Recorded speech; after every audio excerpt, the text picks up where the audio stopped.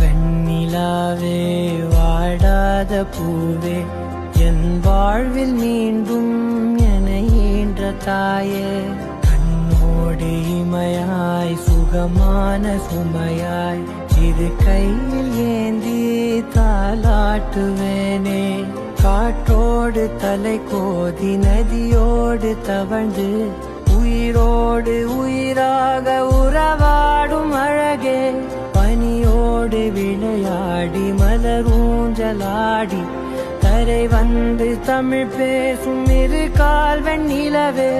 சிறகாக உன்னை நான் ஏந்தி செல்வேன் சினுங்காமல் உன்னை